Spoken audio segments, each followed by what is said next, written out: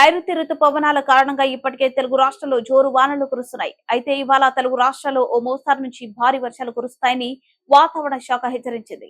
బంగాళాఖాతంలో ఏర్పడ్డ అల్పపీడనం సముద్ర మట్టానికి 1.5 కిలోమీటర్ల ఎత్తులో వాయుగుండం కొనసాగుతుంది. 20 డిగ్రీల ఉత్తర అక్షాంశం గుండా సగటు సముద్ర మట్టానికి 3.1 కిలోమీటర్ నుండి 5.8 కిలోమీటర్ ఎత్తు మధ్యంలో కొనసాగుతుంది. ఒడిశా ఉత్తరాంధ్ర తీర ప్రాంతంలో వాయుగుండంగా బలపడిన అల్పపీడనం ఇవాళ వాయువ్య దిశగా పయానించి పూర్తి సమీపంలో ఒడిశా తీరం దాటే అవకాశం ఉంది.